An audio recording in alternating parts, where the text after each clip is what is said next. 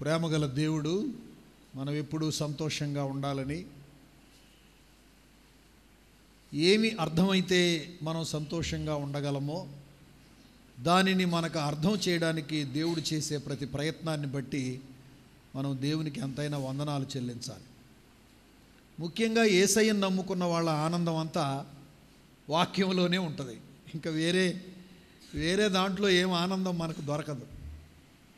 యేసయ్యను నమ్ముకున్న వాళ్ళకి యేసయ్యను గురించిన సంగతులు వింటేనే ఆనందం, సంతోషం. కాబట్టి ఆయన వాక్యంలో మనకు ఆనందం ఉంది, సంతోషం ఉంది, సంతృప్తి ఉంది. దేవుడు తృప్తిపరుస్తున్నాడు. అయితే దీన్ని సద్వినియోగం చేసుకునే వాళ్ళు ధన్యులు. 31 రోజులు రావాలంటే చాలా కష్టమైనా సరే మీరు రాగలిగితే మాత్రం మీరు చాలా గొప్ప వ్యక్తులుగా మార్చబడతారు. ఆ విషయం తిరుగులేదు. ఎందుకంటే వాక్యం ఒక్కటే మనిషిని రూపాంతరపరచగలదు. వాక్యం ఒక్కటే మనిషి అంతరంగంలో ఉన్న సంగతులను వ్యక్తం అంటే ప్రత్యక్షపరచగలదు. అంతరంగంలో ఉన్నటువంటి బ్రేకింగ్స్ని, పగిలిపోయిన పగుళ్ళను అన్నిటినీ చక్క చేయగలిగిన శక్తి దేవుని వాక్యానికి ఉంది. కాబట్టి అటువంటి వాక్యాన్ని మీరు ప్రేమించి సమయానికి వచ్చి వాక్యం ఇంత సమయం ఇచ్చి వింటున్నారంటే దేవుడు తప్పకుండా మీ సాక్రిఫైస్ని ఆశీర్వదిస్తాడు. మీరు తప్పకుండా దీవించబడతారు. నేను ఆ విషయంలో అష్యూరెన్స్ ఇస్తూ ఉన్నాను. దేవుడు మంచి దేవుడు. దైవజనులు రెవరెండ్ జోసెఫ్ బెన్నీ గారు నన్ను ప్రతి సంవత్సరం ఇలా ఆహ్వానించి మీ ఈ సేవలో నాకు పాలు పంపులు కలుగు చేస్తున్నందుకు ప్రభువును స్తుతిస్తూ మీకు కూడా నా హృదయపూర్వక కృతజ్ఞతలు తెలియజేస్తూ ఉన్నాను. ఇలాగా నన్ను ఆహ్వానించటం వలన నేను ఇతర ప్రాంతాల్లో దేవుని వాక్యం చెబుతూ ఉంటాను, వెళుతూ ఉంటాను. కానీ బైబిల్ క్లాసులు అనేటప్పటికీ కొంతమంది రకరకాల ప్రజలు వస్తారు. ఎన్నో రకాల వాక్యం తెలిసినటువంటి సంఘం అది అనే ఆలోచన నన్ను ఏం చేస్తుందంటే వాక్యాన్ని మరింతగా ధ్యానించటానికి, అది ధ్యానిస్తున్నప్పుడు నేను మేలు పొందడానికి, ఎన్నో కొత్త సంగతులు తెలుసుకోవడానికి బెన్నీ గారు నాకు ఒక పెద్ద పని పెట్టినట్టు అయిపోయింది. ఆయన పెట్టిన పని నాకు ప్రయోజనకరంగా ఉంది, మీకు ప్రయోజనకరంగా ఉంది.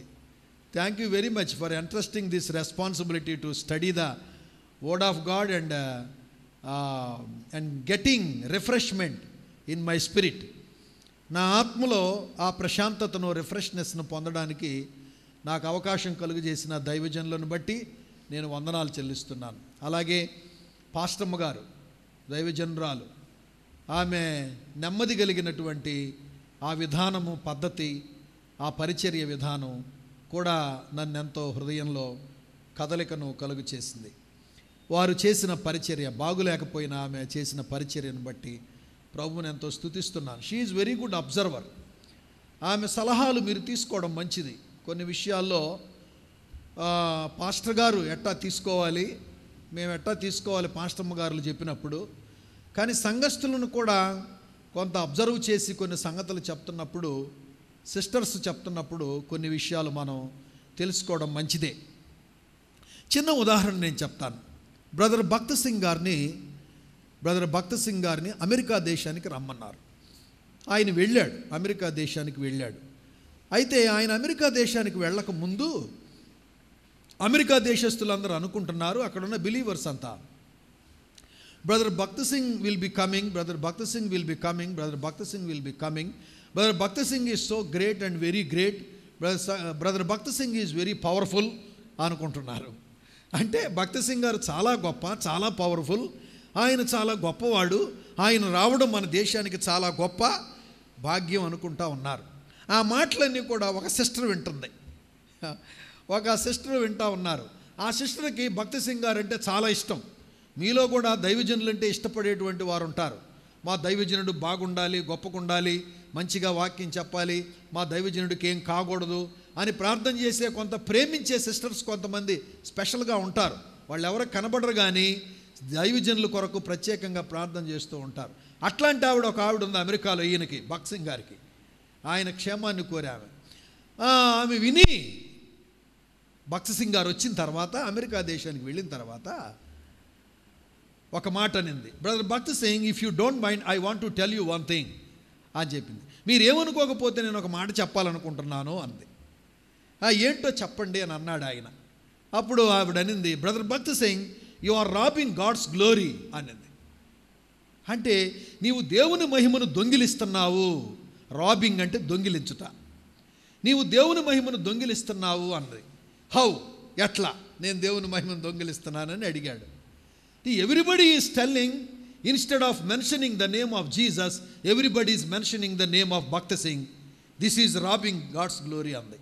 అంటే యేసునామాన్ని ఎవడో ఉచ్చరించట్లేదు, అందరూ భక్త్ సింగ్ గారి పేరునే ఉచ్చరిస్తున్నారు. ఇది దేవుని మహిమను దొంగిలించటం కాదా అని అడిగింది. మీరు నమ్ముతారా ఈ విషయం? నమ్మినా నమ్మకపోయినా సత్యం ఏంటో తెలుసా? ఎప్పుడైతే ఆ సిస్టర్ ఆ మాట చెప్పిందో, brother, he cancelled every programme in America. అమెరికాలో ప్రోగ్రామ్స్ అన్నీ క్యాన్సిల్ చేసుకొని ఇంటికి వచ్చి హెబ్రోన్కి వచ్చి, హైదరాబాద్ హెబ్రోన్కి వచ్చి సేవకులందరినీ కూడా సమకూర్చి, please don't mention my name to the church, don't call the church in my name. నా పేరున సంఘాన్ని పిలవద్దు, భక్త్ సింగ్ గారి చర్చి, భక్త్ సింగ్ గారి చర్చి అని ఇట్లా మీరు ఎప్పుడు దయచేసి పిలవద్దు. అలా పిలవడం వలన మీరు నా సేవను ఇంకా మీరు క్షీణింప చేస్తారు. Don't mention my name to the church, don't call the church in my name అని చెప్పాడు. నా పేరు పెట్టి సంఘాన్ని పిలవద్దు అని చెప్పాడు. ఏంటి, అమెరికా దేశంలో ప్రోగ్రామ్స్ ఎవడన్నా క్యాన్సిల్ చేసుకుంటాడా? అమెరికా ఎప్పుడెప్పుడు పోదామా అని ఎదురు చూసే పరిస్థితుల్లో అమెరికాకు పోయింది కాక అక్కడ ప్రోగ్రామ్స్ వాక్యం చెప్పే అవకాశాలు ఎవడన్నా క్యాన్సిల్ చేసుకుంటాడా? ఎవడు చేసుకోడు. అది ప్రోగ్రామ్స్ క్యాన్సిల్ అయితే అయినాయి, మనుషులు ఏమన్నా అనుకొని నేను తగ్గిపోతే తగ్గిపోదును గాక, అవకాశాలు ఉంటే ఉంటాయి, లేకపోతే పోతాయి. దేవుని నామానికి మహిమ రాకుండా నాకు మహిమ వచ్చే పక్షంలో ఈ పరిచర్య నాకు అక్కరా లేదు అనుకున్న గొప్ప దైవజనుడు. ఇంతకు చెప్పొచ్చింది ఏంటంటే, కొన్నిసార్లు సిస్టర్స్, భార్యలు కావచ్చు, అక్కలు కావచ్చు, చర్చిలో కొంతమంది సహోదరులు కావచ్చు, when they are observing and giving some things, అంటే ఎక్స్ప్రెసింగ్ ద థింగ్స్, వ్యక్తం చేస్తూ ఉన్నప్పుడు వాటిని మనం పరిగణలోకి తీసుకోవడం ఎంతైనా మంచిది. దేవునికి స్తోత్రం. కొంచెం గట్టిగా అనండి, అది సౌండ్. దేవునికి స్తోత్రం. చిన్న ప్రార్థన చేసుకుని వాక్యంలోకి వెళదాం. ప్రేమ కలిగిన పరలోకపు తండ్రి, మీకు వందనాలు, స్తోత్రం చెల్లిస్తూ ఉన్నాము. యేసుక్రీస్తు వారి శ్రేష్టమైన పరిశుద్ధ నామములో మీ సన్నిధిలోకి వస్తూ ఉన్నాం. తండ్రి, ఈ సమయాన్ని దీవెనకరంగా చేయి నాయన. వచ్చిన బిడ్డలందరిని బట్టి వందనాలు. రావలసిన వారిని త్వరపెట్టి తీసుకొని రండి. మీ దయగల తాకిడి స్పర్శ మొదట నాకు అనుగ్రహించండి. నీవు నన్ను తాకుచుండగా నా నోట నుండి వచ్చే ప్రతి మాట నీ ప్రజలను తాకునట్లు మీ కృప అనుగ్రహించండి. యేసు పరిశుద్ధ నామమున ప్రార్థిస్తున్నాం తండ్రి, ఆమేన్. మన అంశము సంఘము సాక్ష్యము, అది మన అంశం. అయితే ఈరోజు సంఘము సాక్ష్యము అనే దాంట్లో హెబ్రీయులకు రాసిన పత్రిక 12వ అధ్యాయం 1వ వచనాన్ని మనము కీవర్స్గా, మూలవాక్యంగా చూసుకుంటాం. ఇంత గొప్ప సాక్షి సమూహము మేఘం వలె మనల్ని ఆవరించి ఉన్నందున మనము కూడా ప్రతి భారమును సులువుగా చుక్కులు పెట్టు పాపముని విడిచిపెట్టి విశ్వాసమునకు కర్తయు దాన్ని కొనసాగించు వాడినైన యేసు వైపు చూచు మన ఎదుట ఉంచబడిన పందెంలో ఓపికతో పరిగెత్తెదం. చాలు. ఇంత గొప్ప సాక్షి సమూహము, అది ఒకటి అండర్లైన్ చేసుకోండి. ఇంత గొప్ప సాక్షి సమూహము. ఎవరి సాక్షి సమూహము? చాలాసార్లు హెబ్రీయులకు రాసిన పత్రిక 11వ అధ్యాయం మనం అందరం ధ్యానించాం, చాలాసార్లు బోధలు విన్నాం. అయినా సాక్షి సమూహము అనే ఇష్యూ మీద, ఆ విషయం మీద మనం కొన్ని సంగతులు చూస్తాం. సాక్షి సమూహం అంటే చాలామంది ప్రజలు దేవుని కొరకు ఎలా బ్రతికారో, ఎలా బ్రతికి వాళ్ళ జీవితాన్ని గురించి ఎలాంటి సాక్ష్యము పొందారో దానిని గురించి మనం ఈ రాత్రి కొన్ని విషయాలు మనం చూద్దాం.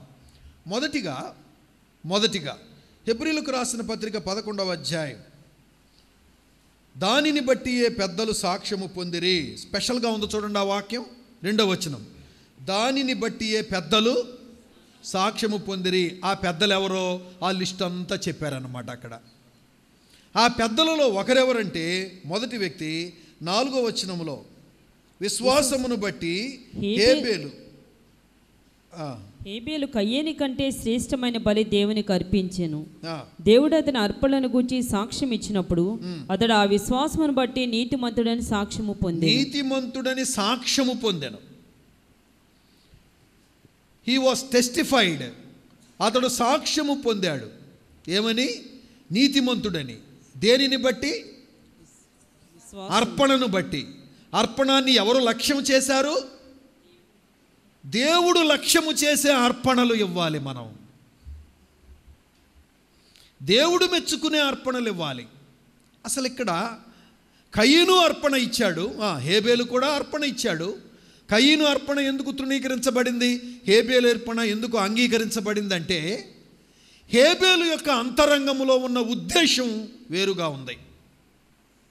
దేవుడు ఎప్పుడూ కూడా ఒక వ్యక్తిని, సహోదరులారా, దేవుడు ఒక వ్యక్తిని లెక్కించటం దేనిని బట్టి లెక్కిస్తాడంటే అంతరంగంలో ఉన్న ఉద్దేశాన్ని బట్టి లెక్కిస్తాడు.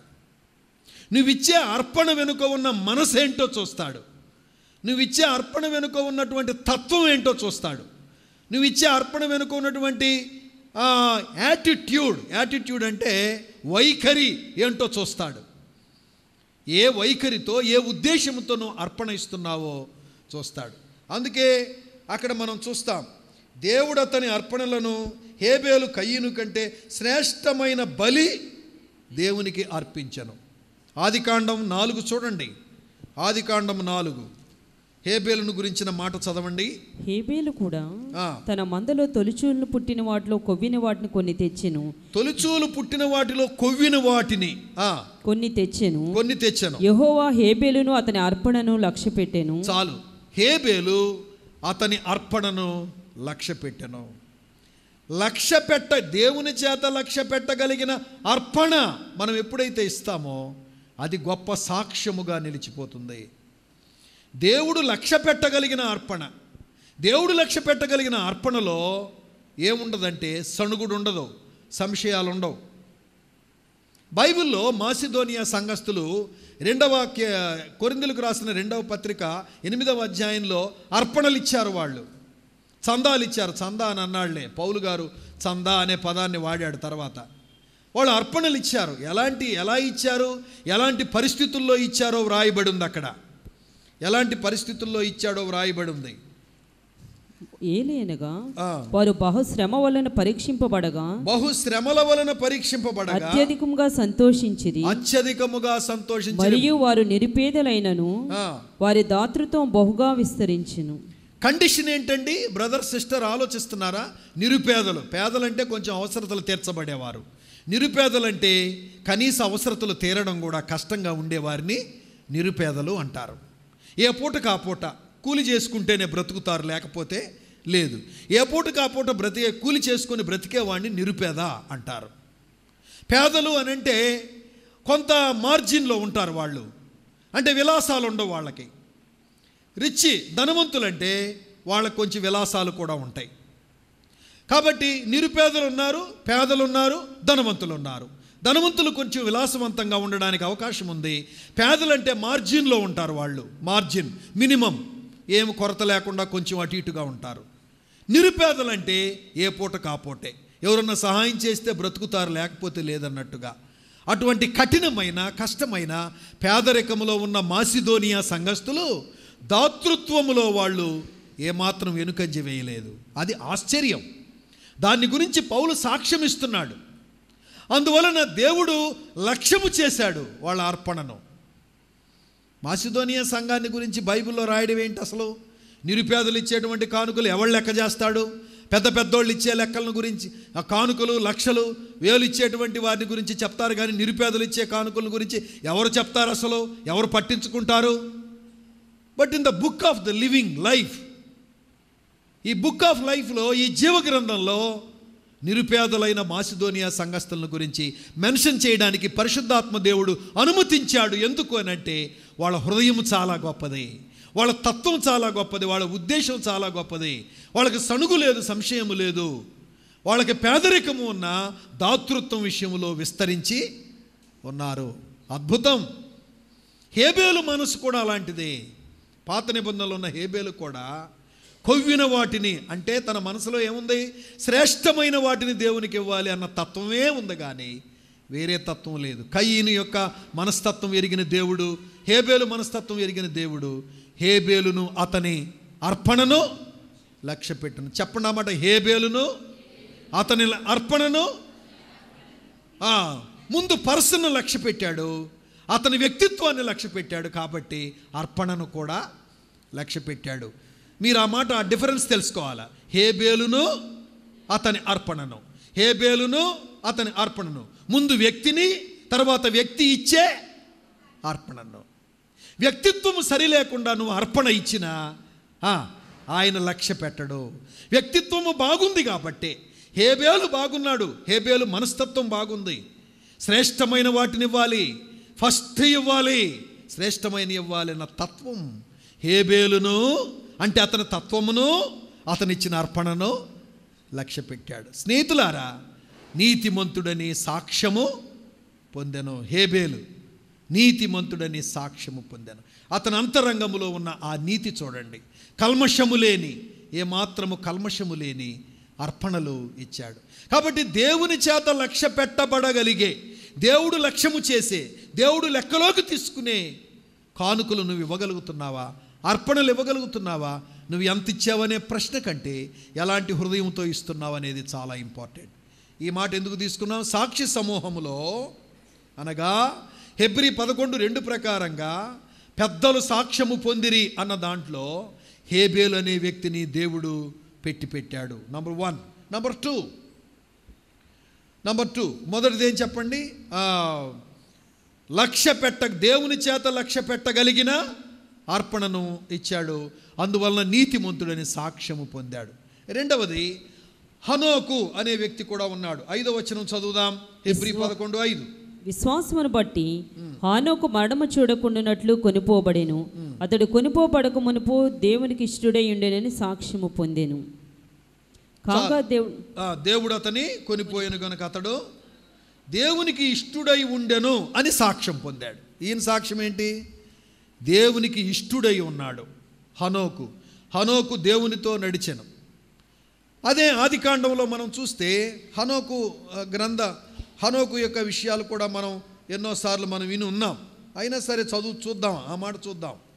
23వ వచనంలో 5:23, హనోకు దినములన్నీ 365 ఏండ్లు. హనోకు దేవునితో నడిచిన తరువాత దేవుడు అతన్ని తీసుకొని పోయాను కనుక అతడు లేకపోయాను. హనోకు దేవునితో నడిచెను అనే మాట గమనించదగిన మాట. స్నేహితులారా, Enoch walked with God in the wicked world. Enoch మాటలు గుర్తుపెట్టుకోండి. Enoch walked with God in the wicked world. దుష్టత్వముతో నిండిన లోకములో హానోకు దేవునితో నడిచాడు. Number 2, Enoch walked with God along with family. అనగా హనోకు కుటుంబముతో కాపురము చేస్తూ, పిల్లలను చూసుకుంటూ, కుటుంబం సంసారము చేస్తూనే దేవునితో నడిచాడు. మూడవది, Enoch walked with God long life. ఆ పదాన్ని ఎలా వాడితే బాగుంటుందో అది మీరు చూసుకోవడం మంచిది. దీర్ఘకాలము, కొన్ని వందల సంవత్సరాలు హనోకు దేవునితో నడిచాడు. హనోకులో ఉన్న గొప్పతనం ఏమిటంటే, దుష్టత్వముతో నిండిన ఆ లోకములో, పాపముతో నిండి ఉన్న వాతావరణములో పాపము అంటకుండా దేవునితో సత్సంబంధాన్ని కాపాడుకోగలిగాడు. అందుకే హనోకును గురించి ఆ మాట వ్రాయి, దేవునితో నడిచాడు. ఆమోసు గ్రంథంలో ఉంది ఏమని? సమ్మతి లేకుండా ఇద్దరు కలిసి నడుతురా. There is an agreement between God and Enoch. హానోక్కి దేవునికి మధ్య ఒక ఒప్పందం ఉంది. హానోక్కి దేవునికి మధ్య ఎటువంటి ఆటంకము లేదు, అభ్యంతరము లేదు, అడ్డుబండ లేదు, దోషము లేదు, పాపము లేదు. Enoch walked with God along with family. దుష్టలోకములో ఉండి పాపమంటకుండా దేవునితో నడవగలిగాడు. దుష్టలోకములో ఉండి కుటుంబాన్ని చూసుకుంటూ దేవునితో నడిచాడు. ఆయన పిల్లలను కన్నాడు. హనోకు దేవునితో నడిచాడు. ప్రియులారా, ఈ మాటలు ఎందుకు వ్రాయబడ్డాయి అని అంటే నాకు అర్థమైంది. ఇప్పుడున్నటువంటి ఈ టెక్నాలజీ, ఇప్పుడున్నటువంటి పాపపు వాతావరణం, కనులు మూసినా నీవాయే కనులు తెరిసినా నీవాయే అన్నట్టుగా పాతకాలంలో పాట పాడినట్టు ఇప్పుడు కనులు మూస్తే పాపము, కనులు తెరిస్తే పాపము, కనులు మూస్తే పాపమాయే, కనులు తెరిస్తే పాపమాయే అన్నట్లుగా పాపపు వాతావరణముతో చుట్టుముట్టి ఉన్న నీవు పాపము అంటకుండా హనోకులాగా బ్రతకగలవా? Is it possible?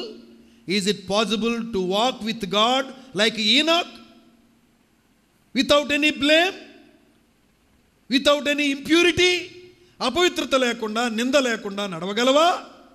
నడవవచ్చు అని చెప్పడానికి పరిశుద్ధాత్మ దేవుడు హానోకు కథను మనకు ఉంచాడు. దేవునికి స్తోత్రం, దేవునికి స్తోత్రం. Enoch walked with God along with family. సంసారాన్ని గురించి మనుషులు కూడా ఏమనుకుంటారు, పెద్ద చెర అయిపోయింది, ఈమెతో పెళ్లి చేసుకున్నప్పటి నుంచి నాకు ఒకటే ఏం చెప్పండి, చెర అంటే నేను తట్టుకోలేకపోతున్నాను ఈమెతోటి, ఇతనితోటి, ఈ తెలివి లేనివాడితోటి, ఈ అమాయకుడితోటి, లేకపోతే ఈ జ్ఞానం లేని వాడితోటి అనేవాళ్ళు లేరు, చాలామంది ఉన్నారు. కాకపోతే బయటకు అనరు, అంతే, ఇంట్లో అంటారు. ఈ తెలివి లేనివాడితో, ఈ అమాయకుడితో, ఈ మతిమరిపోడుతో నాకు ఒకటే చెర అయిపోయింది, లేకపోతే ఈమెకు అసలు ఏమి తెలియదు, ఈమెకు లోకమే తెలియదు, అసలు ఈమెతో తలకాయ నొప్పి అయిపోయిందని మామూలు వాడుక భాషలో తిట్టుకుంటా మాట్లాడుకుంటూనే సంసారాలు ఎన్నున్నాయో. విశ్వాసులైన మనము కుటుంబముతో కూడా దేవునితో నడవగలము అని చెప్పడానికి, అది పాసిబుల్, అది వీలవుతుంది అని చెప్పడానికి హనోకు చరిత్ర పరిశుద్ధాత్మ దేవుడు అనుమతించాడు. దేవుని బిడ్డలారా, హనోకు సాక్ష్యము పొందెను. అందుకే అక్కడ ఎంత చక్కని మాట రాయబడిందండి హిబ్రూస్లో ఉన్న మాట చెప్పండి. ఏమని సాక్ష్యం పొందాడట? అతడు కొనిపోబడక మునుపు దేవునికి ఇష్టుడై ఉండెను అను సాక్ష్యము పొందాడు. ఎందుకు దేవునికి ఇష్టుడైన సాక్ష్యం పొందాడండి? ఎందుకు వచ్చిందండి అంత గొప్ప సాక్ష్యము? దుష్టత్వముతో నిండిన లోకములో దుష్టత్వం అంటకుండా దేవునితో నడిచాడు. సంసారము పిల్లలను కంటూ అపవిత్రత లేకుండా కాపురం చేయడం కష్టమైన పరిస్థితుల్లో ఆయన సంసారముతో కలిసి దేవునితో నడవగలిగాడు. అది దీర్ఘకాలము దేవునితో ఆయన నడవగలిగాడు. అందువలన దేవునికి ఇష్టుడుగా ఇచ్చాడు. అయితే దేవునికి ఇష్టుడుగా ఉండాలంటే కింద వాక్యంలో చూస్తున్నాం, విశ్వాసము లేకుండా దేవునికి ఇష్టుడయుండుట అసాధ్యం. ఏంటా విశ్వాసం? అక్కడ వర్ణించాడు. దేవుని యొద్దకు వచ్చువాడు ఆయన ఉన్నాడనియు తన్ను వెదుకు వారికి ఫలము దయచేయవాడనియు నమ్మవలెను కదా. విశ్వాసం అంటే 11వ అధ్యాయం 1వ వచనము 6వ వచనం, ఈ రెండిట్లో విశ్వాసానికి అర్థాన్ని మనం చూస్తాం. సహోదరులారా, విశ్వాసానికి అర్థం 11వ అధ్యాయం 1వ వచనము 6వ వచనంలో మనం చూస్తాం. 1వ వచనములు అన్నాడు, విశ్వాసమునున్నది నిరీక్షింపబడు వాటి యొక్క నిజస్వరూపమును అదృశ్యమైనవి ఉన్నవి అనుటకు రుజువునై ఉన్నది. Enoch have faith and trust in God for which he has not seen. అప్పటికే అతను చూడని సంగతుల విషయంలో ఈనాక్ దేవుని నమ్మాడు. విశ్వాసముతో దేవుడిని నమ్మి దేవునితో సహవాసం చేస్తూ ఉన్నాడు. అందువలన విశ్వాసమును బట్టి అతడు దేవునికి ఇష్టుడై ఉన్నాడు. కాబట్టి కొనిపోబడక ముందు దేవునికి ఇష్టుడై ఉండెను. స్నేహితులారా, ఇష్టుడై ఉండడంలో అదృశ్యమైనది ఉన్నదని నమ్మడం, అది విశ్వాసం. ఆ విశ్వాసం అదృశ్యమై ఉంది కానీ ఉంది అని నమ్మడం, అవి మనం నమ్మాలి. బిల్డింగ్ కట్టారు జగన్నాథపురంలో 3 అంతస్తులు. ఎలా కడుతున్నారు? లక్షలైనయో కోట్లైనయో అవతయో కూడా తెలియదు. ఎంతో కొంత డబ్బు దగ్గర పెట్టుకొని ప్రారంభించారు, కానీ ఇప్పుడు లక్షలైనవి. ఏమంటారు దాన్ని? లక్షలన్నీ ముందే వచ్చినాయా? ఏమండి, 3 అంతస్తుల బిల్డింగ్ కావాల్సిన లక్షలన్నీ ముందే వచ్చినాయా? బెన్ని గారు రాలా? ముందే వచ్చినాయా? రాలా. ఉన్న వాటిని తీసుకెళ్ళి యేసయ్య చేతిలో పెట్టి ప్రార్థించి ప్రారంభించగా విరిచి వడ్డిస్తుండగా అవి విస్తరించబడినట్లుగా ప్రార్థించి ప్రభు వైపు చూస్తూ ఉండగా అంచెలంచెలుగా అంచెలంచెలుగా అంచెలంచెలుగా దేవుడు తన అద్భుత కార్యాన్ని, ఒకవేళ 50 లక్షలు అవసరమైతే 50 లక్షలు ముందు నీ చేతిలో లేవు, కానీ 50,000 చేతిలో పెట్టుకొని ప్రార్థించి ప్రారంభిస్తే అదృశ్యమై ఉన్న 50 లక్షలు ఉన్నవి అని నమ్మి నువ్వు ప్రారంభించావే, దాన్ని ఏమన్నారు? విశ్వాసం అన్నారు. దేవునికి స్తోత్రం, దేవునికి స్తోత్రం. బ్రదర్స్, హల్లెలూయా. మీరు చాలా వండర్ వర్కింగ్ పీపుల్. మీరు కూడా మీరు మీ సేవకునికి చక్కగా సహకరిస్తున్నారని అనుకుంటున్నాను. సహకరిస్తున్నారు లేదు నాకు తెలియదులే, అనుకుంటున్నా నేను.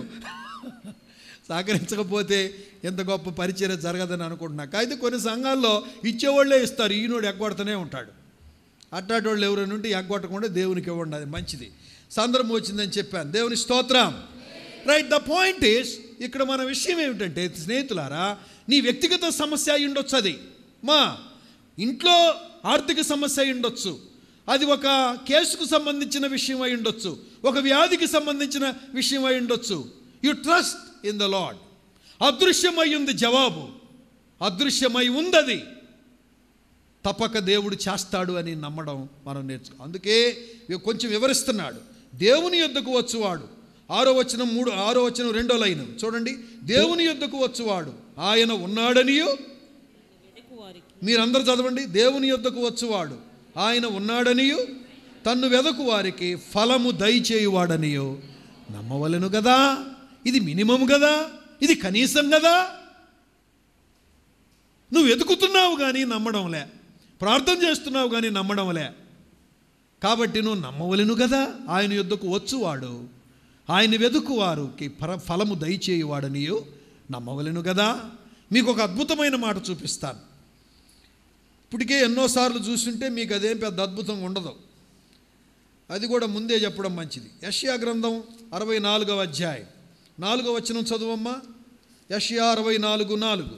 తన కొరకు కనిపెట్టు వాని విషయమై నీవు తప్ప తన కార్యము సఫలము చేయ మరి ఏ దేవుణ్ణి ఎవడూ నేను ఈ కాలమున చూచి ఉండలేదు. చూసారా, మీ అందరు చదువుకోండి ఆ మాట. 1 2 3 స్టార్ట్. తన కొరకు కనిపెట్టు వాని విషయమై నీవు తప్ప తన కార్యము సఫలము చేయు మరి ఏ దేవునిని ఎవడును ఏ కాలమున చూచి ఉండలేదు. ఆమేన్, హల్లెలూయా. ఎవడు చూడలేదు, ఏ కాలంలో చూడలేదు. నీవు దేవుని కొరకు ఏ కార్యము సఫలమవ్వాలని ఎదురు చూస్తున్నావో ఆ కార్యాన్ని సఫలము చేసే ఇలాంటి దేవుణ్ణి ఎవడూ చూడలేదు, ఏ కాలంలో చూడలేదు. అద్భుతం, అద్భుతం. స్నేహితులారా, ఈ గొప్ప ప్రభువుని నమ్మడం నేర్చుకుందాం. మనందరం నమ్మడం నేర్చుకుందాం.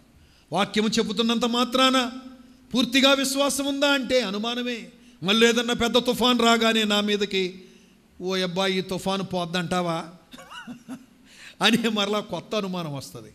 మనమంత బలహీనులం. Let us exercise faith. Our God is a God of wonder working God. తన కొరకు కనిపెట్టువాని విషయమై నువ్వు కనిపెడుతున్నావా? దేని విషయమైనా?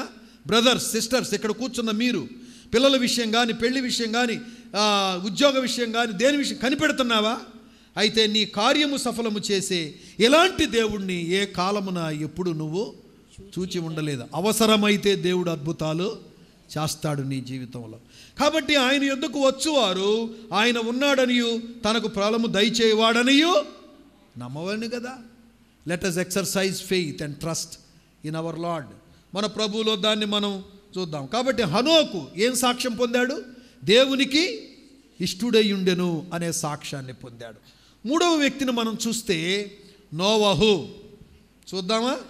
నోవహును గురించి 7వ వచనం.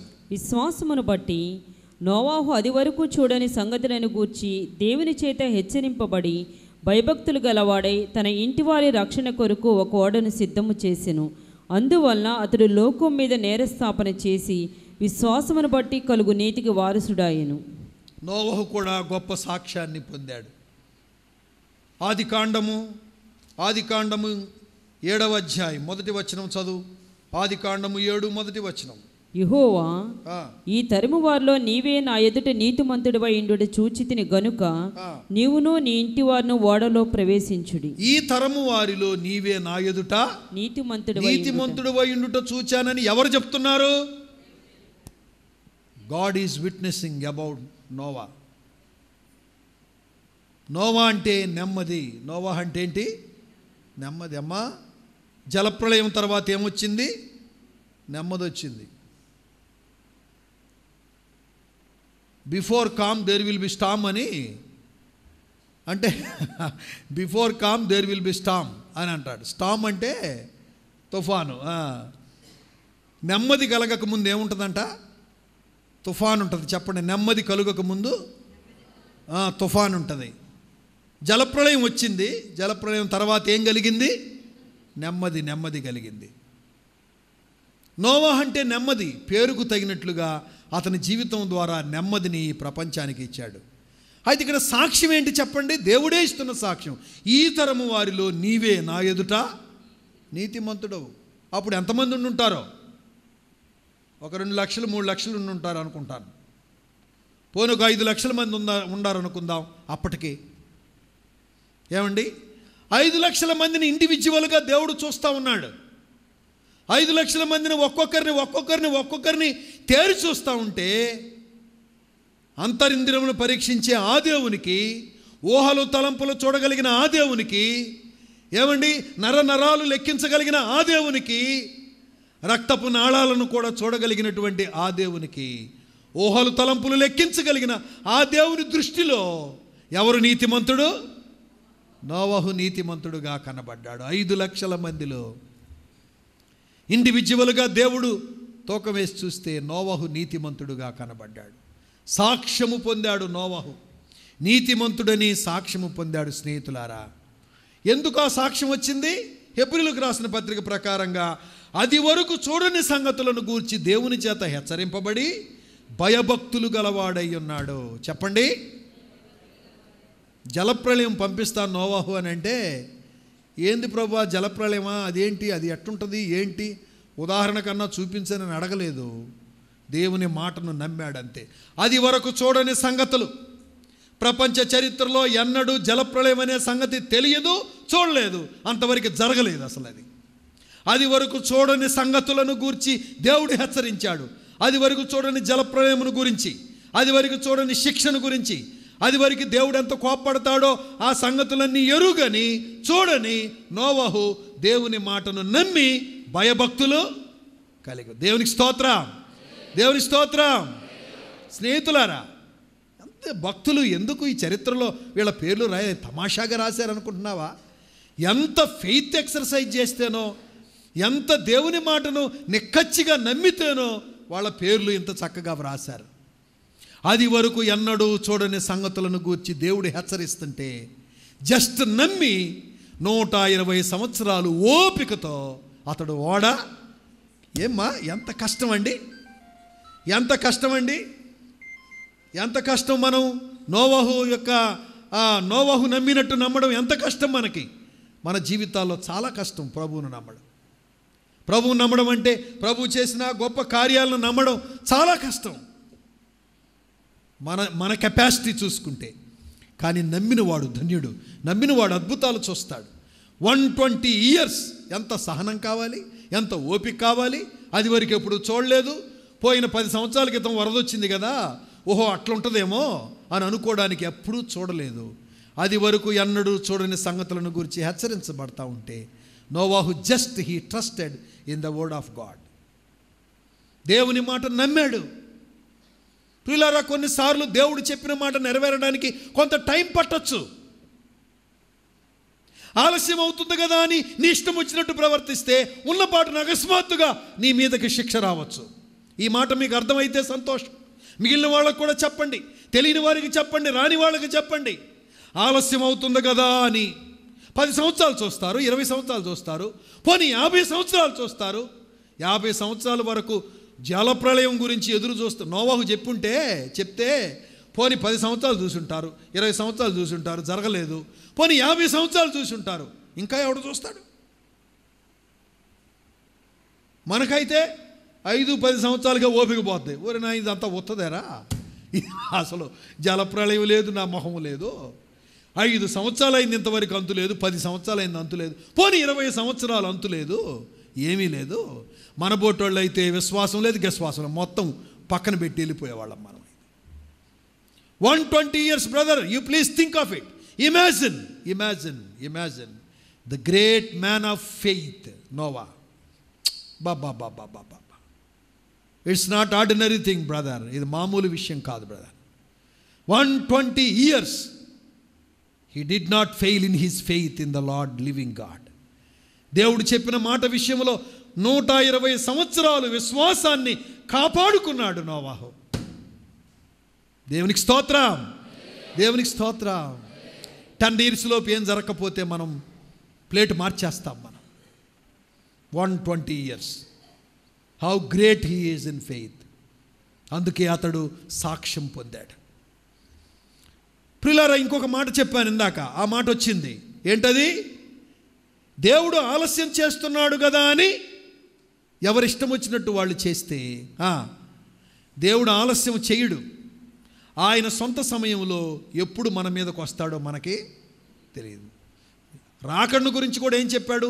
ఆ దినము అకస్మాత్తుగా మీ మీదికి రాకుండానట్లు మెలకువగా ఉండి ప్రార్థన చేయండి అన్నాడు. ఆ దినము అకస్మాత్తుగా వస్తుంది. నువ్వు అనుకున్నప్పుడే రావాలని రూల్ ఏం లేదు.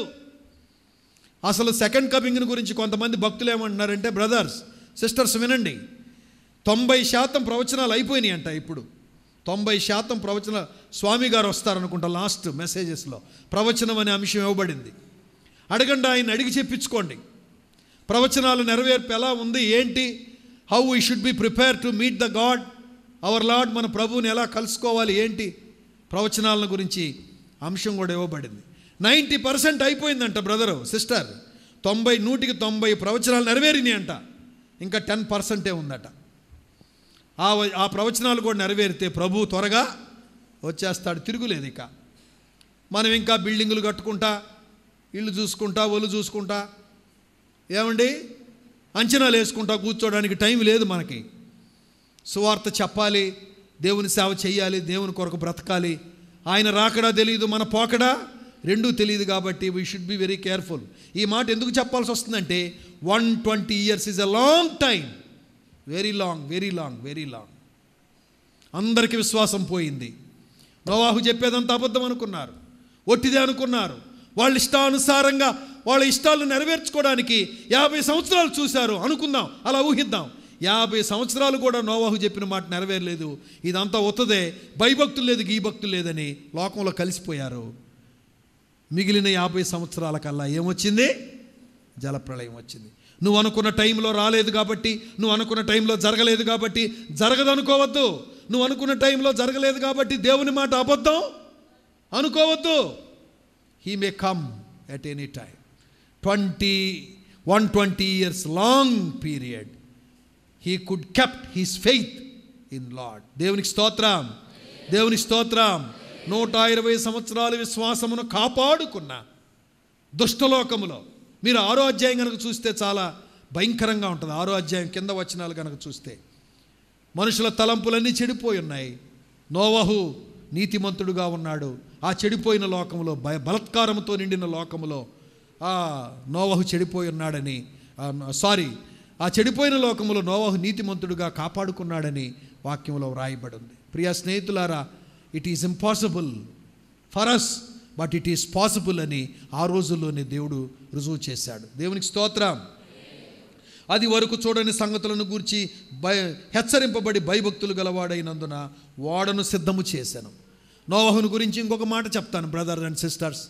మాస్టర్ ఆఫ్ ద ఫ్యామిలీగా ఒక యజమానురాలుగా మనము భయభక్తులు కలిగి ఉంటే మన పిల్లలు భయభక్తులు కలిగి ఉంటారు. మన భక్తి మన కుటుంబాన్ని రక్షిస్తుంది. చెప్పండి ఆ మాట, మన భక్తి మన కుటుంబాన్ని రక్షిస్తుంది. యెహోవా ఏమన్నాడు? నోవహు, ఈ తరము వారిలో నీవే నా ఎదుట నీతిమంతుడుగా కనబడితివి గనుక నీవును నీ ఇంటి వారును ఓడలో ప్రవేశించండి. You and your family will be saved because you have kept your faith 120 long years. ఇన్ని లక్షల మందిలో 120 సంవత్సరాల విశ్వాసాన్ని కాపాడుకున్న నీతిమంతుడవు నీవు నీ ఇంటి వారు రక్షణ పొందుతారు, వాడెక్కండి అన్నాడు. మాస్టర్ ఆఫ్ ద ఫ్యామిలీ, కుటుంబ యజమాని భయభక్తులు కలిగి ఉంటే, కుటుంబ యజమాని యొక్క భక్తి, కుటుంబ యజమాని యొక్క నీతి, కుటుంబ యజమాని యొక్క యథార్థత, కుటుంబ యజమాని యొక్క భయభక్తులు వాళ్ళ కుటుంబానికి, వాళ్ళ పిల్లలకు, భార్యకు, అందరికీ క్షేమాన్ని, ఆశీర్వాదాన్ని ఇస్తుంది అన్న విషయం ఎప్పుడూ మీరు మర్చిపోవద్దని మనవి చేస్తూ ఉన్నాను. స్నేహితులారా, నోవహులో నుండే ఇప్పుడు ఈ ప్రపంచం అంతా విస్తరించింది. అది తెలుసు కదా. ఒక్క నోవహు ఫ్యామిలీలో నుండి ఈ జనరేషన్స్ అన్నీ వచ్చినాయి. ఇప్పుడు మనం అందరం పుట్టింది ఆ నోవహు కుటుంబంలో నుండే.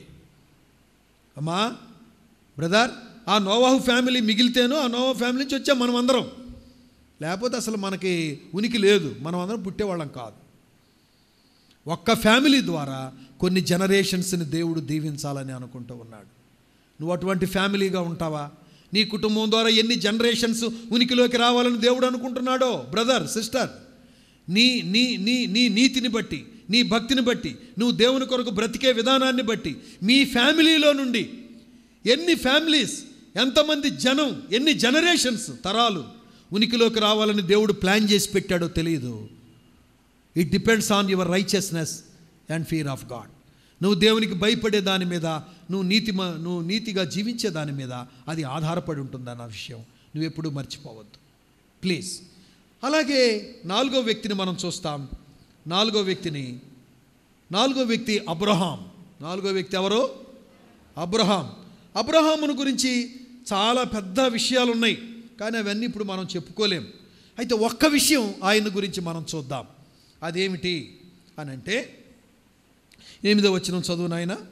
అబ్రహాము పిలువబడినప్పుడు విశ్వాసమును బట్టి ఆ పిలుపునకు లోబడి తాను స్వాచ్ఛముగా పొందనయున్న ప్రదేశమునకు బయలు వెళ్ళెను, మరియు ఎక్కడికి వెళ్ళవలనో అది ఎరుగక బయలు వెళ్ళెను. చాలు. తర్వాత 17 నుండి చదవండి.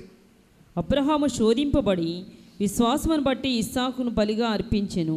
ఎవడు ఆ వాగ్దానములు సంతోషముతో అంగీకరించెను, ఇస్సాకు వలనైనది నీ సంతానం అనబడు అని ఎవనితో చెప్పబడును. ఆ అబ్రహాము మృతులను సహితము లేపుటకు దేవుడు శక్తిమంతుడని ఎంచిన వాడై తన ఏక కుమారుని అర్పించి ఉపమాన రూపముగా అతను మృతుల్లోండి మరలా పొందెను. చాలు. ఈ మాట చూద్దాం అందరూ. ఆ అబ్రహాము, ఏ అబ్రహాము?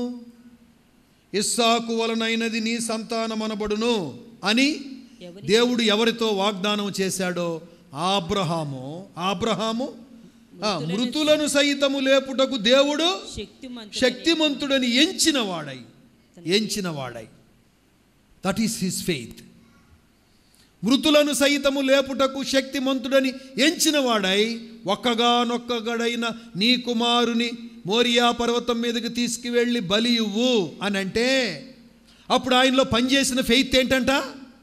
మృతులను సహితము లేపుటకు దేవుడు శక్తిమంతుడని ఎంచినవాడై ఏక కుమారుని విశ్వాసముతో అర్పించటానికి వెళ్ళిపోయాడు. దేవునికి స్తోత్రం. అంటే ఈయనకి ఏముంది విశ్వాసం? మేము వెళ్ళి మరలా వస్తామనే విశ్వాసం అంతరంగంలో. దేవుడు ఏదో చేస్తాడు అని అనుకుంటున్నాడు. దేవుడు ఏదో చేస్తాడు, ఊరకనే చెప్పడా మాట. దేవుడు ఏదో చేయబోతున్నాడనే ఒక అంతరంగంలో ఎక్కడ లేని విశ్వాసం అబ్రహాము జీవితంలో ఉంది. స్నేహితులారా, ప్రియులారా, దేవుని మాట మనం అలా నమ్మగలుగుతున్నామా? మీరు ఊహించండి, ఎంత కష్టమో ఊహించండి.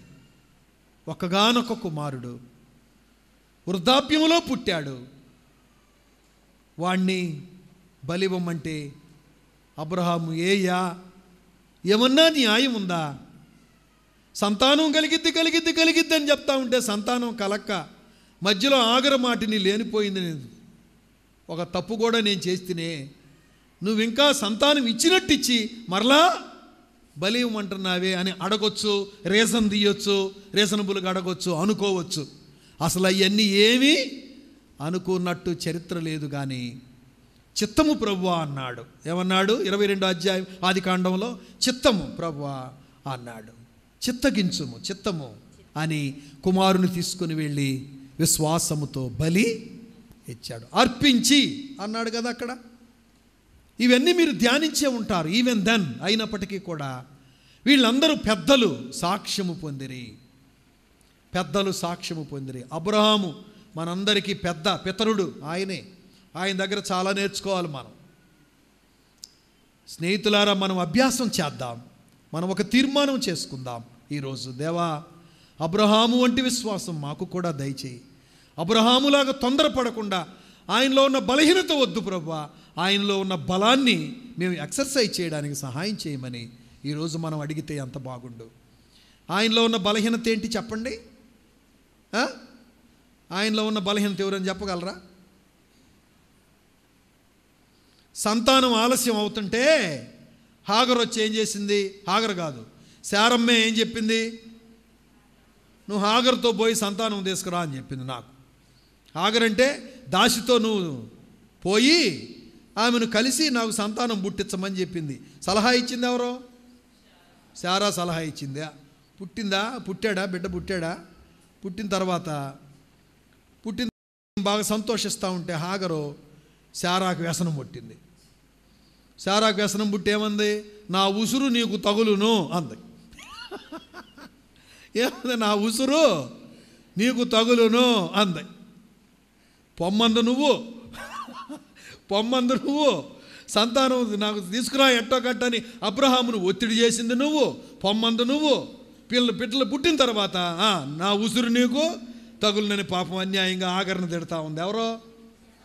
శారమ్మ. అయితే ఇక్కడ చిత్రమైన సంగతి ఏమిటంటే, స్నేహితులారా వినండి, హాగరుతో పొమ్మని శారా చెప్పినప్పుడు వినండి, అబ్రహాం ఎవరిని అడగాలండి? దేవుని అడగొద్దు.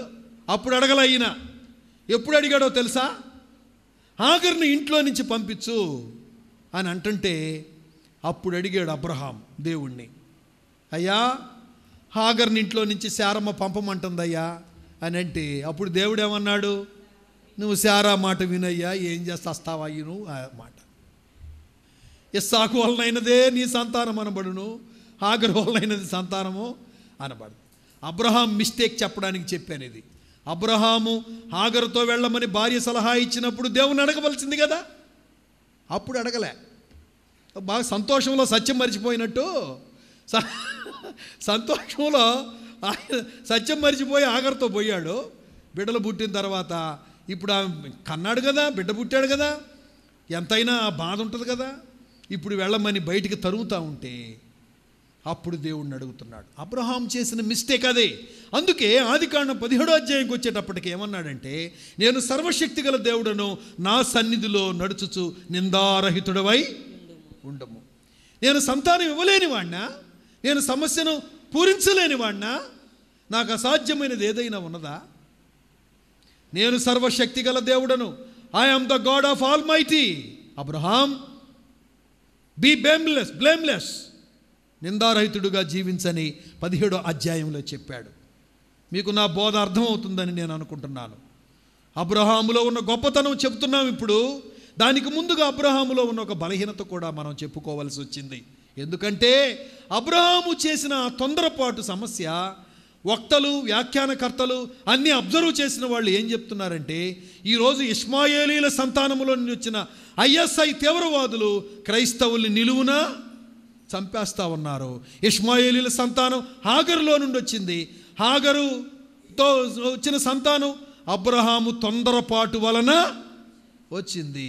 దేవుణ్ణి అడగకుండా హాగరుతో వెళ్ళినందువలన హాగరులో నుంచి ఇష్మాయేల్ సంతానం ముస్లిమ్స్ ఆఫ్ఘనిస్తాన్లో, సిరియా దేశంలో క్రైస్తవులను నిలువున మెడలు కోసి కాల్చి చంపుతూ ఉన్నారు.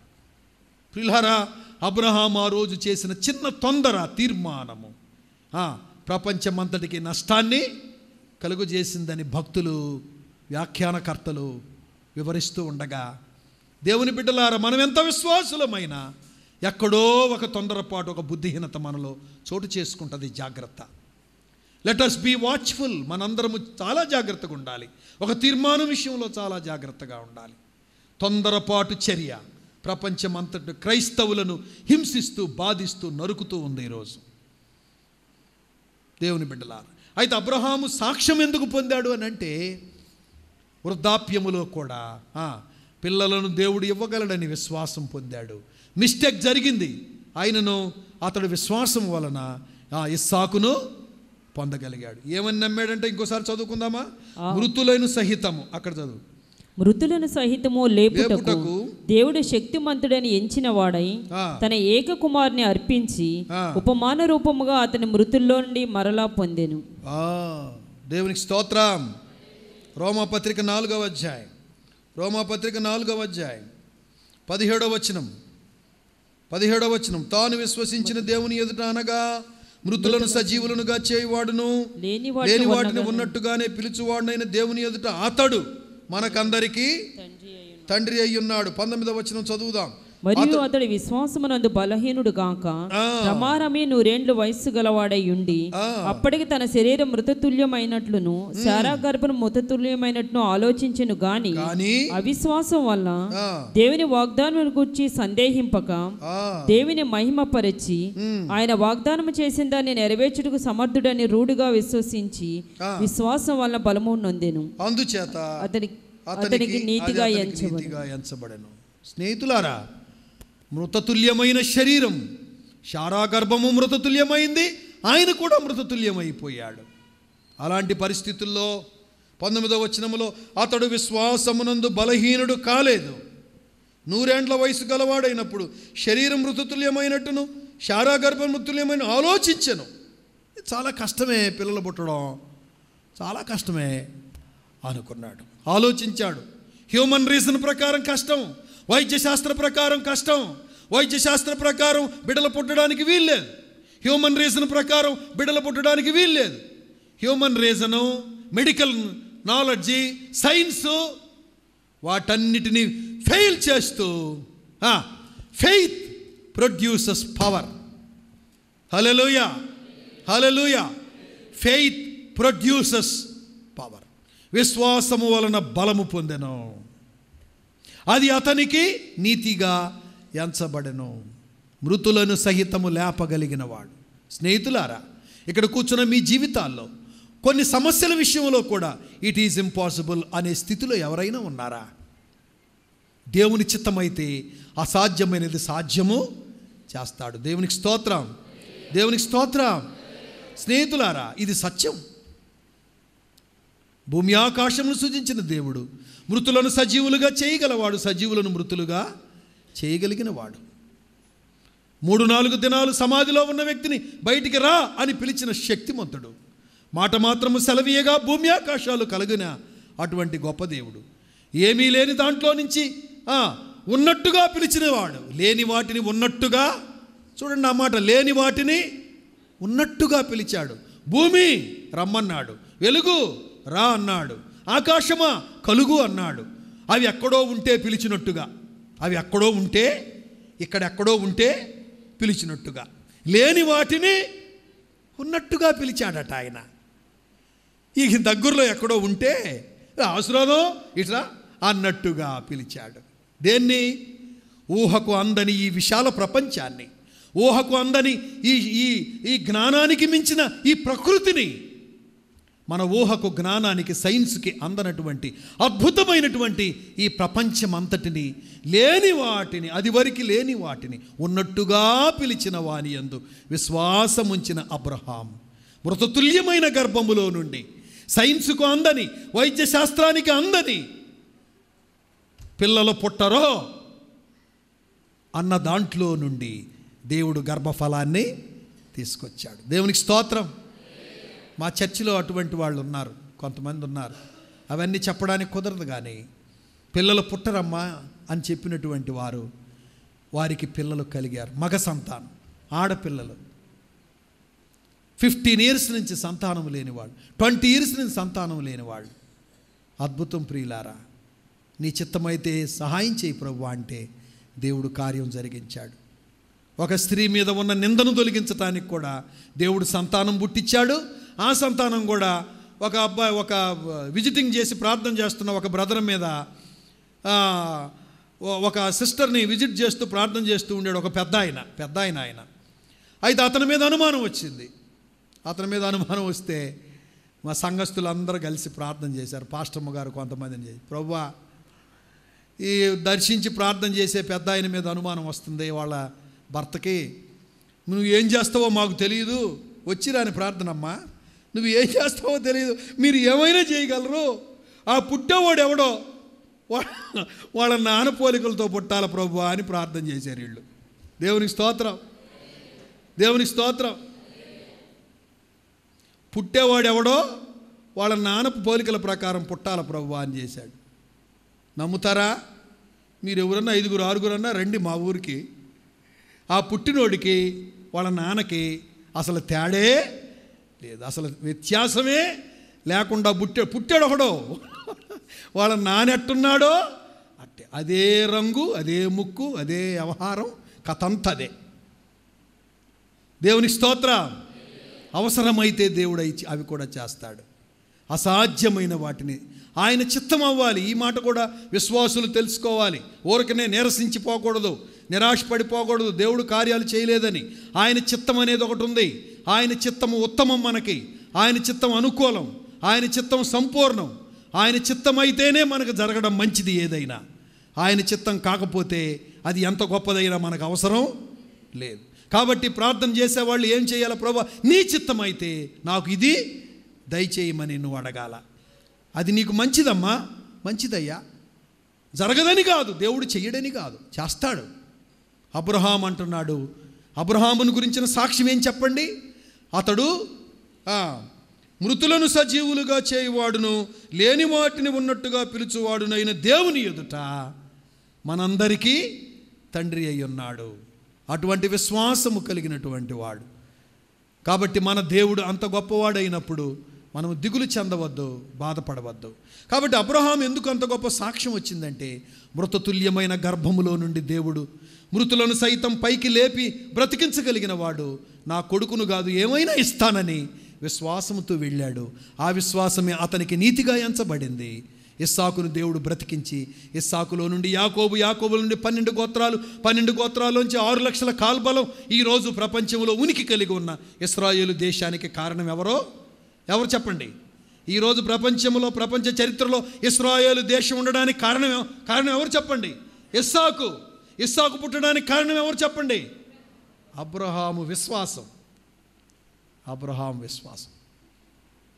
సైన్సు చెయ్యలేని, వైద్య శాస్త్రము చెయ్యలేని, హ్యూమన్ రీజన్ చెయ్యలేని పనిని విశ్వాసము చేసింది. దేవునికి స్తోత్రం. ఆయన చిత్తమైతే దేవుడు చేస్తాడు. చివరిగా ప్రియ స్నేహితులారా, హెబ్రీలకు రాసిన పత్రిక 5వ వ్యక్తిని గురించి చెప్పి నా మాటలు ముగిస్తాను. చాలా కొద్ది మాటలే చెప్పాలి, లేకపోతే నేను ఇబ్బంది పడతాను. 24, 26 వచనాలు.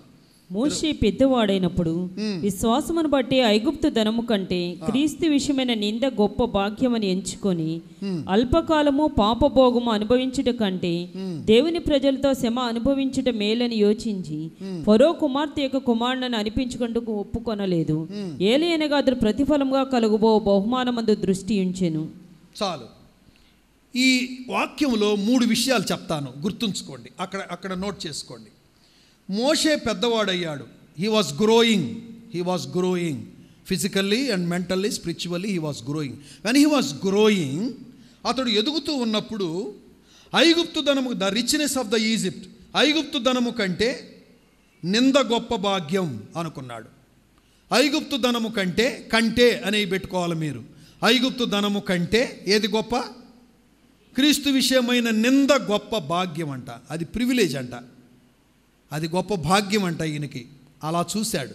ఐగుప్తు ధనము కంటే నింద గొప్ప భాగ్యం. రెండోది, పాపభోగము అనుభవించుట కంటే శ్రమ అనుభవించుట మేలు. పాపభోగం అనుభవించుట కంటే శ్రమ అనుభవించుట మేలు. మూడోది, ఫరో కుమార్తె యొక్క కుమారుడు అనిపించుకున్నట కంటే ప్రతిఫలముగా కలుగబోవు బహుమానము మేలు అనుకున్నాడు. మూడోది ఏంటిది? ఫరో కుమార్తె యొక్క కుమారుని అనిపించడం కంటే ఆ గొప్పతనము, ఫరో కుమార్తె యొక్క కుమారుడుగా ఉండి అనుభవించే విలాసాల కంటే ఏది మేలు? దేవుడు నాకు ఇవ్వబోయే బహుమానమే మేలు అనుకున్నాడు. When he was growing in to the maturity. ఒక క్రైస్తవ పరిపక్వతలోకి ఎదుగుతూ ఉన్నప్పుడు ఇటువంటివి జరగాలి మన జీవితంలో.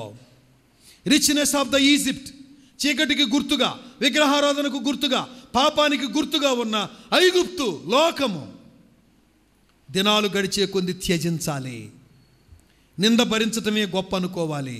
క్రీస్తు కొరకు బ్రతకడం కంటే ఇంకా మించింది ఏది లేదనుకోవాలి.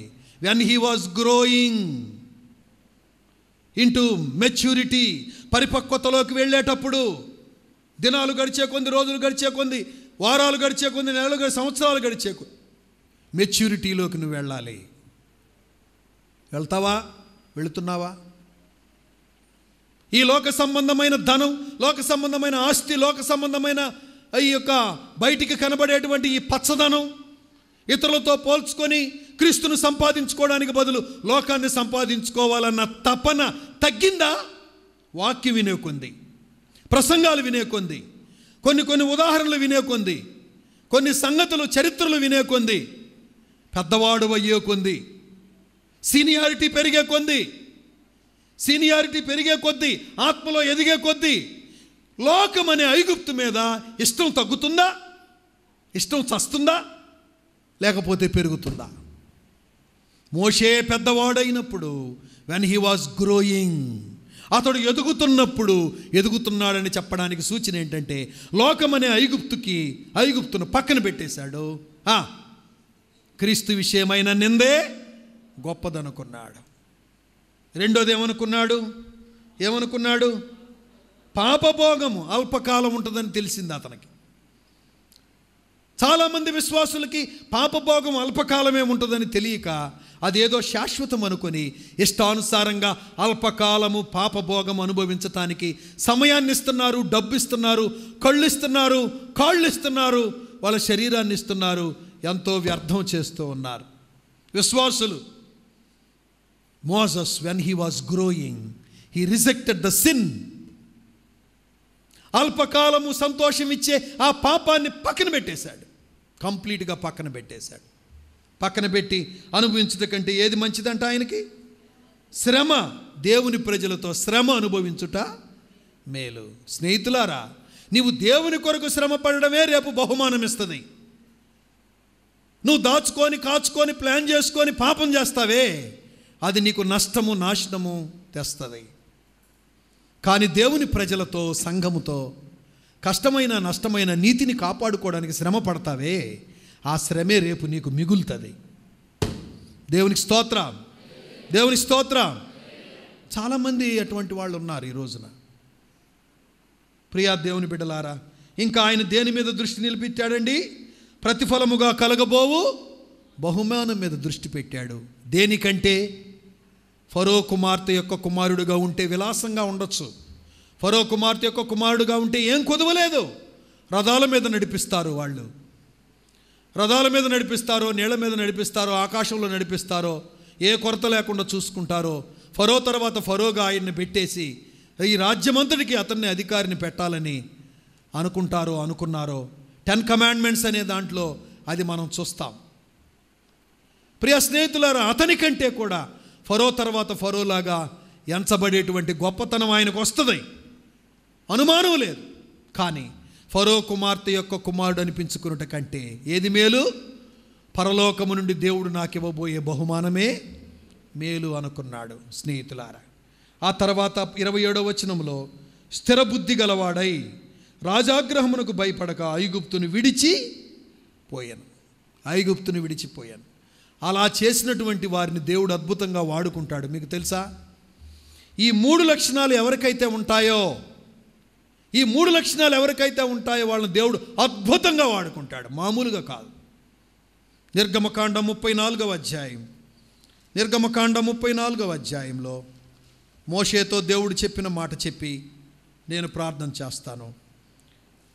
నిర్గమకాండం 34వ అధ్యాయంలో అప్పటికే మోషేకున్నటువంటి విశ్వాస జీవితాన్ని బట్టి, ఆ సమర్పణ జీవితాన్ని బట్టి తన ప్రజలెవరో తెలుసుకొని, లోకల వంటి మరి 2 రాతి పలకలు చెక్కుము, నీవు పగలగొట్టిన మొదటి పలకల మీద ఉన్న వాక్యములను నేను ఈ పలకల మీద వ్రాసెదను.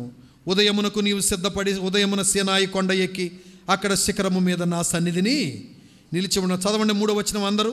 ఏ నరుడును నీతో ఈ కొండకు రాకూడదు, ఏ నరుడును ఈ కొండ మీద ఎక్కడైనను కనబడకూడదు. ఈ కొండ ఎదుట గొర్రెలైనను ఎద్దులైనను మేయకూడదని సెలవిచ్చెను. 2వ వచనం మరలా చదవండి. ఉదయమునకు సిద్ధపడి, నీవు సిద్ధపడి ఉదయమున సీనాయి కొండ ఎక్కి అక్కడ శిఖరము మీద నా సన్నిధిని నిలిచి ఉండవలెను. మోజస్కి బాధ్యత ఇచ్చాడు దేవుడు.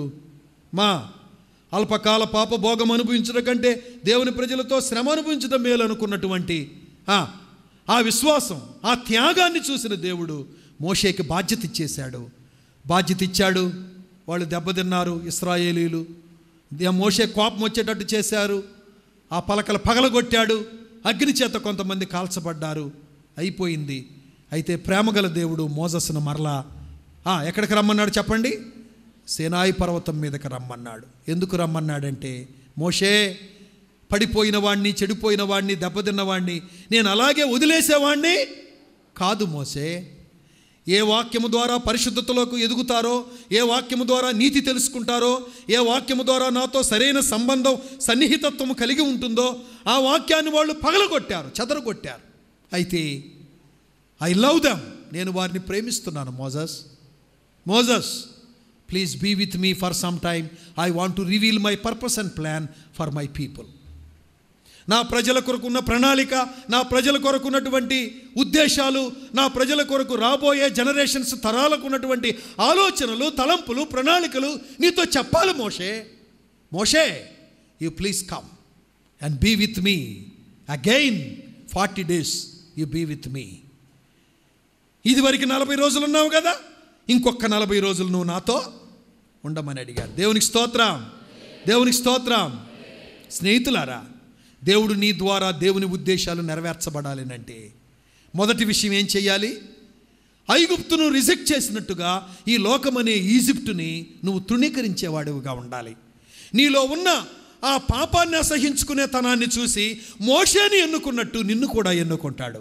మోషేను వాడుకున్నట్టు నిన్ను కూడా వాడుకుంటాడు. మోషేని ఎలా వాడుకుంటున్నాడో చూడండి, ఎంత అద్భుతం. ప్రజల మీద ఉన్న ప్రేమ చేత ప్రజలు తప్పు చేశారు, శిక్షించాడు. వాక్యాన్ని బ్రేక్ చేసేశారు. చాలాసార్లు నీ జీవితంలో దేవుని వాక్యం, విలువైన వాక్యాన్ని నువ్వు చెదరగొడుతున్నావు, పాడు చేస్తున్నావు. అయినా తిరిగి మరలా వాక్యాన్ని ఇస్తున్నాడు. 31 రోజులు, ప్రతిరోజు 31 రోజులు వాక్యం రకరకాల కోణాల్లో, రకరకాల విధానంలో. మోషే, మొదటి రాతి పలకల వంటి మళ్ళీ 2 రాతి పలకలు తీసుకురా, నేను దాని మీద వాక్యాలు రాస్తా. ఆ వాక్యం లేకపోతే వాళ్ళు చచ్చిపోతారు, ఆ వాక్యం నేను ఇవ్వకపోతే వాళ్ళు చచ్చిపోతారు. వాళ్ళని ఉద్దేశపూర్వకంగా నేను ఎన్నుకున్నాను. పడిపోయిన వాడిని పడిపోయినట్టే ఉంచేవాడిని కాదు, నేను వాడిని పైకి లేపాలి, రెస్టోర్ చెయ్యాలి. అందుకే నేను నిన్ను ఏర్పాటు చేసుకున్నాను. ఇంకొక 40 రోజులు నాతో ఉండు. మినిస్ట్రీ సంగతి దేవుడు నేను చూసుకుంటాను. నేను ఎన్నుకొని ఐగుప్తు బానిసత్వం నుంచి బయటకు తీసుకొచ్చిన ఈ ప్రజలే నా ఆధారం, నా దిక్కు. ఈ ప్రపంచంలో నా గుణాతిశయాలు ప్రచురము చేయడానికి, నేనేంటో ప్రజలకు చెప్పడానికి ఈ ప్రజలే నాకు ఆధారం. మోషే, వారిని బలంగా కట్టడానికి, బలంగా స్థిరపరచడానికి, వాళ్ళ పట్ల నాకున్న ఉద్దేశాలు తెలియడానికి, మోషే you please come and be with me and 40 days నాతో ఉండు అని అడిగాడు. స్నేహితులారా, ఉదయమునకు నీవు సిద్ధపడి, చెప్పండి ఆ మాట, ఉదయమునకు నీవు సిద్ధపడి సీనాయి కొండ ఎక్కి అక్కడ నా సన్నిధిని నిలిచి ఉండుము. మినిస్ట్రీ సంగతి నేను చూసుకుంటా, నువ్వు నిలిచి ఉండాలి. This is my heart's desire Moshe, please. ఇదే మనం చేయవలసింది. స్నేహితులారా, నీ ఉజ్జీవింపబడాలంటే, నీ సంఘం బాగవ్వాలనంటే, నీ సంఘము దేవుని శక్తితో నింపబడాలంటే, ప్రభావభరితమైందిగా ఉండాలంటే, పోయిన ప్రభావము తిరిగి రావాలి అనంటే మోషే గడిపినట్టుగా దేవుని సన్నిధిలో గడపాలి. ప్రియులారా, మన పరిచర్య కంటే మనం ముఖ్యం దేవునికి. నీ పరిచర్య కంటే నీవు ముఖ్యం దేవునికి. మోషే 6 లక్షల కాల్బలానికి ఆలోచన చెప్పడానికి, 6 లక్షల కాల్బలానికి నడిపించడానికి, ఫుడ్ పెట్టడానికి, ఆలోచనలు చెప్పడానికి నీకు శక్తి ఎక్కడదు మోషే? నేను ఇస్తాను. ముందు నా దగ్గర శక్తి పొందుకో, తర్వాత వెళ్ళి పని చెయ్యమని చెప్పాడు. స్నేహితులారా, దేనికైనా శక్తి దొరికే స్థలము దేవుని సన్నిధి. Prayer is the place of power. Prayer is the place of power, producing the power. Prayer is the place of relaxation. Prayer is the place of revelation. చెప్పండి, prayer is the place of relaxation, విశ్రాంతి తీసుకునే స్థలం ప్రార్థన. Prayer is the place of revolution, ప్రత్యక్షతలు పొందే స్థలము ప్రార్థనా స్థలము. Prayer is the place of power, శక్తిని పొందే స్థలము. ఏంటిది అది? ఆ ప్రార్థనా స్థలం. కాబట్టి Moses, you please come be with me for some time. Lonely, ఏ నరుడు రాకూడదు, ఏ మృగము రాకూడదు, ఏ శబ్దము వినపడకూడదు. డియర్ బ్రదర్స్ అండ్ సిస్టర్స్, నా ప్రసంగం నేను ముగించాను, అయిపోయింది, వెళుతున్నాను. దేవుడు కోరుకునేది ఏంటంటే, ఫ్యామిలీ ఉంది, వ్యక్తిగత జీవితం ఉంది, మినిస్ట్రీ ఉంది. ఈ మూడు ముఖ్యమే. వాటన్నిటికంటే ముఖ్యం ఏంటంటే నీవు దేవునితో సహవాసము కలిగి ఉండటం, ఆయనతో సన్నిహితంగా ఉండడం. భార్యాభర్తలు శరీరాలు ఎలా హత్తుకుంటాయో అంతకంటే ఎక్కువగా నీ ప్రభువుతో స్నేహం చేయడం ఆయన కోరుకుంటున్నాడు. కాబట్టి పవర్ లేకుండా, విశ్రాంతి లేకుండా, ప్రత్యక్షతలు లేకుండా మనము సేవ చేయలేము, సంఘాన్ని కట్టలేము, సేవకులకు సహకరించలేము. స్నేహితులారా, తల వంచండి, ప్రార్థన చేసుకుందాం. దైవజనులు వస్తారు, ప్రార్థన చేసుకుందాం. ప్లీజ్ ప్లీజ్ ప్లీజ్, మీ కొరకు ప్రార్థన చేస్తాం మేము. ప్లీజ్, మీకు ఇష్టమైతే హేబేలు వంటి దేవుని చేత లక్ష్యము చేయబడిన అర్పణ ఇద్దామా? దేవుని చేత లక్ష్యము చేయబడిన అర్పణ ఇద్దామా? పరిస్థితులు ఎలాంటివైనా పరిస్థితులను అధిగమించి కుటుంబముతో నడవగలిగిన ఈనాకులాగా మనము దేవుని కొరకు బ్రతుకుదామా? ఈ తరము వారిలో నీవే నా ఎదుట నీతిమంతుడు అని దేవుని చేత సాక్ష్యం పొందిన నోవాహులాగా అలాంటి బ్రతుకు జీవిద్దామా? మనం ఒక తీర్మానానికి వద్దామా? అబ్రహాములాగా మృతుల్లో నుండి పైకి మనుషులను ఏమైనా చేయగలిగినటువంటి ఆ శక్తిని నమ్ముదామా? మోషేలాగా ఈ ఈజిప్ట్ నాకొద్దు అని తృణీకరించిన, పాపమును అసహించుకునేటువంటి ఆ తత్వాన్ని బట్టి మోషేని ఎంత గొప్పగా వాడుకున్నాడో నిన్ను కూడా వాడుకోవడానికి ఇష్టపడతావా? పెద్దలు సాక్ష్యము పొందిరి, ఇంత గొప్ప సాక్షి సమూహము మనలను మేఘము వలె ఆవరించి ఉండగా నీకు భయం ఎందుకు? ముందున్న ఈ పెద్దలందరూ ఇంత సాక్ష్యం పొందారు కదా, నీకు భయం ఎందుకు స్నేహితుడా, సోదరి? ప్రార్థన చేసుకుందాం, ప్రభువుకు అప్పగించుకుందాం, హృదయాలు తెరుద్దాం. ప్రభువా, నాకు ఆ భక్తులకున్న సాక్ష్యం నా బ్రతుకు కూడా దయచేయండి ప్రభువా అని ప్రార్థన చేద్దాం. ప్రభు మిమ్మల్ని దీవించి ఆశీర్వదించునుగాక. దైవజనులు ప్రార్థనలో నడుపు. ప్రార్థన చేసుకుందాం. ప్రియ ప్రభువా, ఈ పరిశుద్ధమైన ప్రియపాదాలకి వందనాలు స్వామి. అవునయ్యా, ఎంతో గొప్ప సాక్షి సమూహాన్ని ప్రభు మా చుట్టూ ఉంచారు నాయన. ఎంతోమంది భక్తుల యొక్క జీవితాలు నాయన మీరు మా కొరకు ముందుగా లిఖించారయ్యా, నీకు స్తోత్రాలు స్వామి. వారి జీవితాలు ఎంత సవాలుతో కూడినవిగా ఉంటున్నాయి ప్రభువా, నీకు స్తోత్రాలయ్యా, స్తుతులయ్యా, స్తుతులు నాయన. ప్రభువా, నీకు వందనాలయ్యా, వందనాలు స్వామి, వందనాలు నాయన. హేబేలు అతని హృదయ స్థితిని బట్టి అతని అర్పణను అంగీకరించినట్టుగా ప్రభువా, మా జీవితాలు నువ్వు లక్ష్య పెట్టే రీతిగా మా హృదయాలు, మా అంతరంగాలు ఉండడానికి సహాయం చేయండి స్వామి. హానోకు వలె పాపముతో నిండిపోయిన లోకంలో కూడా నాయన హానోకు ఎలాగో కుటుంబంతో కూడా జీవిస్తూ ప్రభువు నీతో ఎలాగో నడవగలిగినాడు నాయన, నీకు వందనములయ్యా, స్తోత్రాలు. నోవాహు అయితే తండ్రి తలంపులు ఊహలు కూడా చెడిపోయిన దినాల్లో ప్రభువు ఎంత గొప్ప విశ్వాసముతో, ఎంత నిరీక్షణతో ప్రభువా, అది వరకు చూడకపోయినా, ఎన్నడూ జరగకపోయినా తండ్రి నీ మాటను నమ్మి ప్రభువా తన కుటుంబ రక్షణ కొరకు ఎలాగో వాడను సిద్ధపరచుకోగలిగాడయ్యా, నీకు స్తోత్రాలు స్వామి. మీరు త్వరగా రాబోతున్నారని పదే పదే హెచ్చరించబడుతున్నప్పటికీ మమ్మల్ని మేము సిద్ధపరచుకోలేని వారిగా ఉంటున్నాము నాయన. కనికరించండి తండ్రి. నశించిపోతున్న ఆత్మల కొరికైనా భారముతో మమ్మల్ని అందరినీ నింపండి ప్రభా, నింపండి నాయన, నింపండి అయ్యా. సాక్షి జీవితం జీవిస్తూ సాక్షులుగా ఈలో కూడా బ్రతకడానికి కృపనివ్వండి నాయన.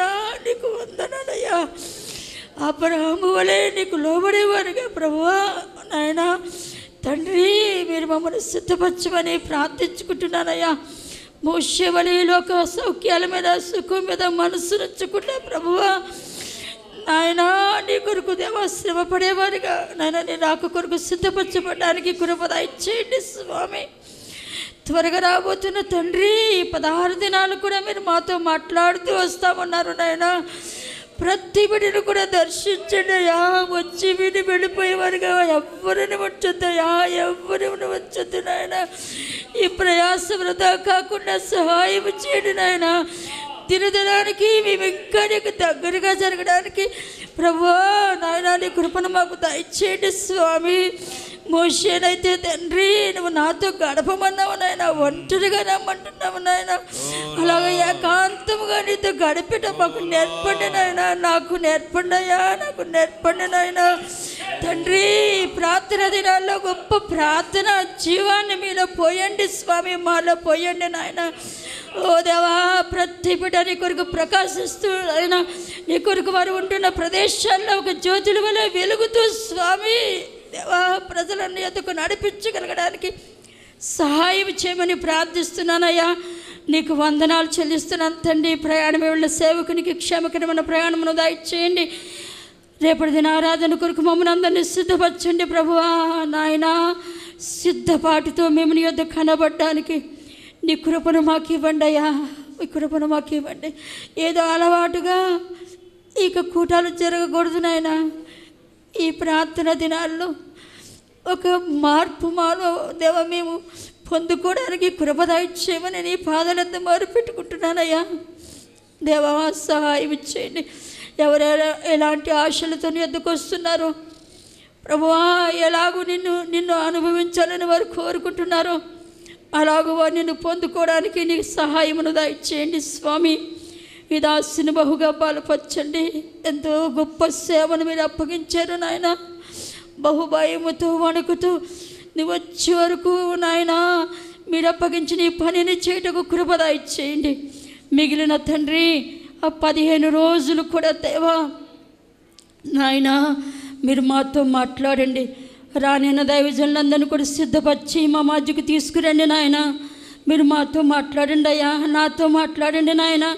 మాట్లాడుతున్నప్పుడు లోబడ్డానికి సహాయం ఇచ్చేయండి నాయన. సరి చేసుకునే మనస్సు ఇవ్వండి నాయన.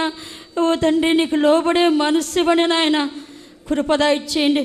ఎవరెవరైతే ప్రార్థన కుడికలకు రాలేకపోతున్నారో వారిని కూడా దయతో కనికరించి వారికి కూడా సహాయమును దయచేయమని ప్రార్థిస్తున్నాను. బలహీనని బిడ్డలను మీరు బలపరచండి తండ్రి నాయన. నీ సహాయమును దయచేయండి. మీరే మహిమ పొందమని కోరుకుంటూ మందిర నిర్మాణ విషయంలో ఇంతవరకు మీరు చూపిన కృప కొరకు మీకు వేలాది స్తుతులు చెల్లిస్తూ ఉన్నాను.